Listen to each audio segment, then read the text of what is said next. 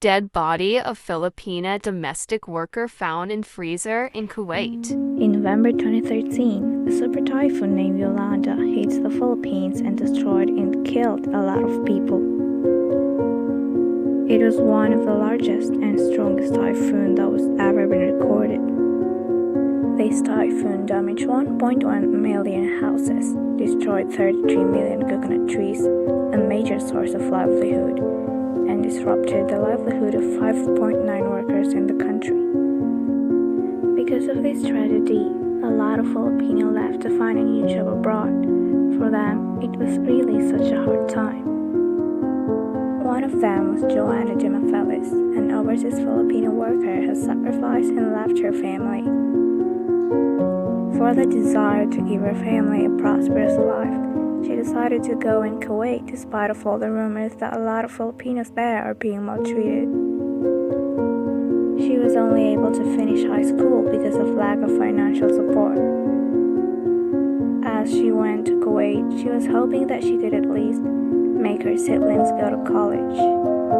In 2013, she finally took the flight to Kuwait and worked as a domestic helper to a couple named Nadir Assam Al-Saf and his Syrian wife, Mona Hassoun.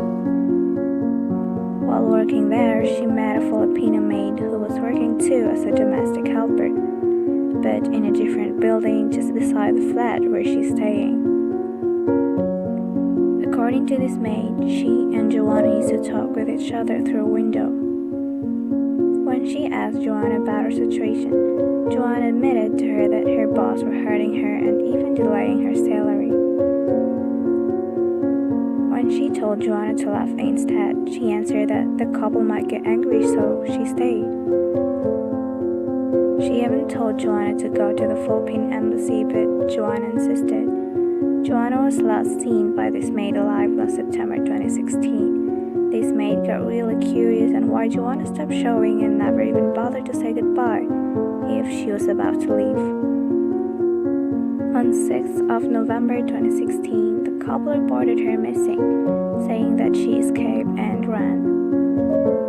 Soon after, they left the country and headed to Syria. They told the caretaker not to open the flat because there were personal belongings inside. They just opened the flat through a court order because SF has a lot of bouncing checks cases. As they opened the flat, they found a body of a woman inside a freezer.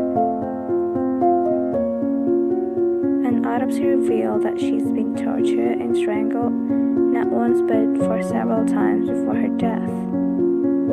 It has been revealed that her body was in the freezer for at least a year.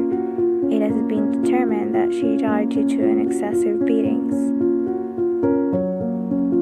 The daily abuse she received led to multiple bruises and injuries on her body, but the last ones caused internal bleeding. Some of her ribs were broken and she received a lot of trauma on her hips, leading to injuries on her kidneys.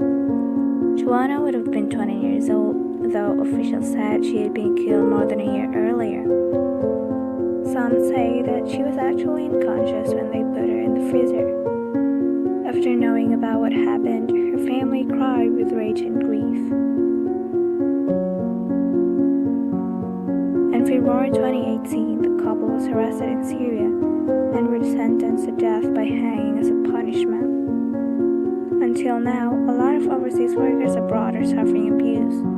We hope that this thing will end